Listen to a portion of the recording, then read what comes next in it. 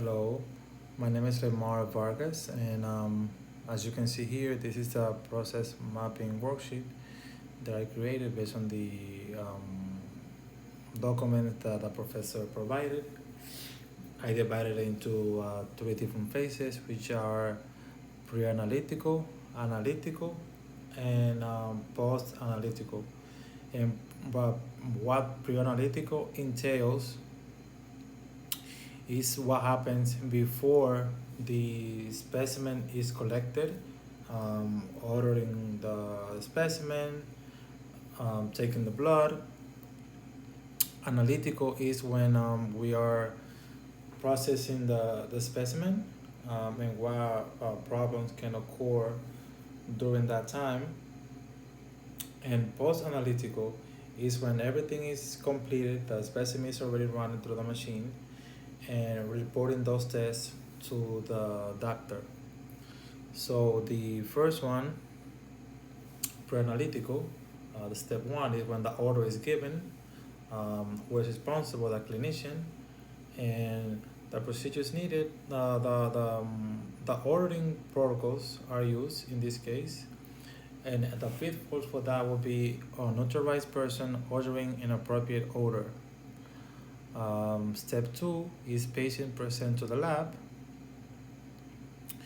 The who responsible, the patient, obviously to get to the lab, and the laboratory um, to be there when the patient arrived. And the procedures need to use customer service, to be nice to the patient and be professional.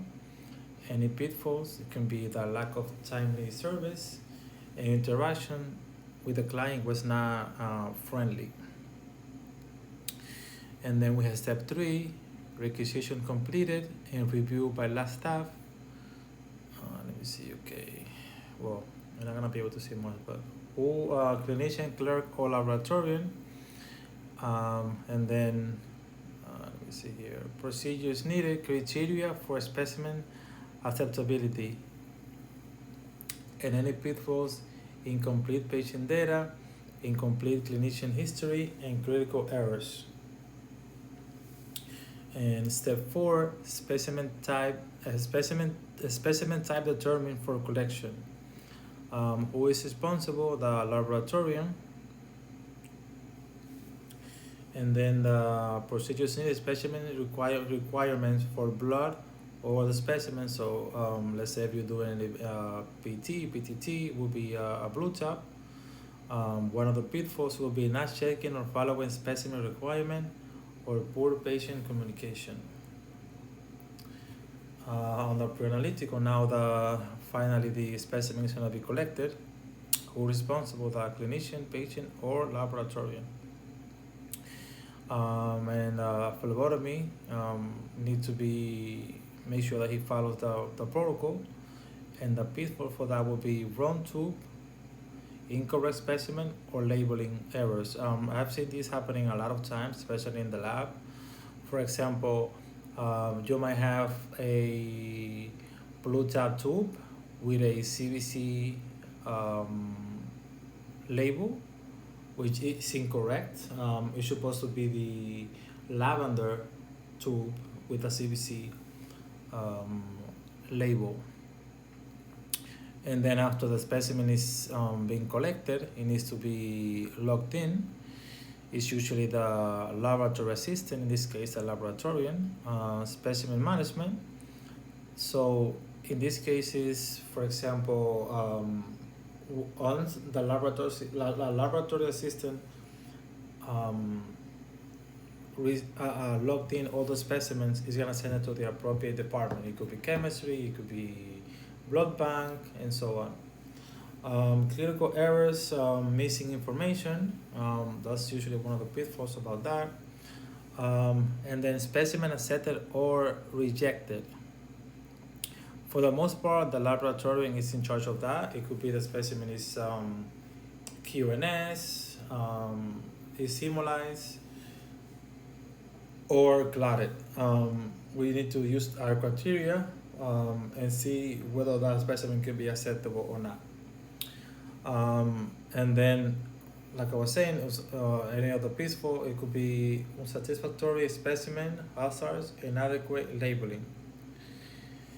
And finally, specimen assigned according to test requests. So laboratorian is in charge. So guidelines for stat testing, multiple test management, missed test, and improper centrifugation. So that is very important. Let's say, for example, in the lab where I work at, we have the architect machine, and for that machine, we need the yellow tab tool to be centrifuge in order to run the the test. So now we are going to the analytical where the specimens are being processed. And we usually need to do a routine quality check just to make sure that um, everything that we mentioned before is the way that it's supposed to. We usually check the SOP for each analyte and any QC procedures. Any pitfalls will be QC not performed, improper equipment maintenance. And once the specimen is analyzed, the laboratory is responsible, and any SOP also should be considered for any analyte testing. Any pitfalls should be not following SOP, equipment errors. And then analytical, the last one, number 11, test results analyzed.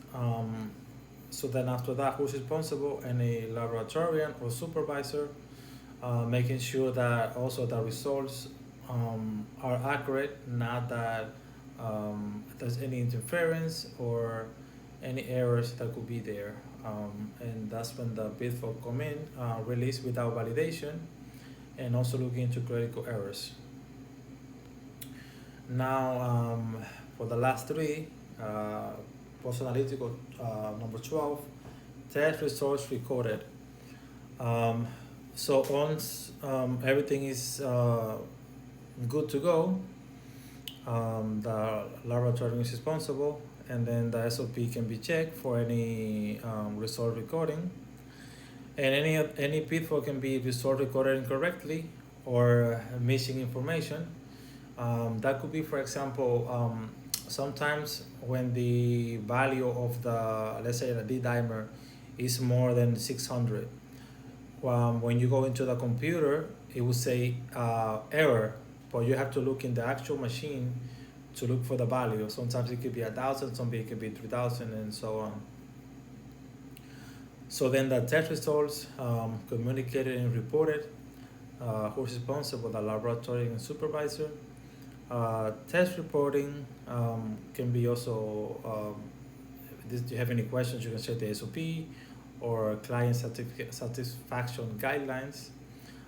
Any pitfall for that could be late or missed reports or critical values not reported. Yeah, definitely following the turnaround time is very essential, especially in any criticals. Let's say hemoglobin is under 7, usually in the lab. We need to report it immediately under 45 minutes. And then on the last one, post-analytical, any documents and records maintained, the laboratory is responsible. SOP again for document retention, and any pitfall could be lost or damaged records or inaccessible information. It's very important to keep the documents, I would say, as accurate as possible. For example, where I work, we have, whenever we cancel a specimen because it's Gladys QNS, we have to print the label and put it in there, and also put who we spoke with, the reason why it was canceled, and the time. Okay, so that's it for the video. Thank you.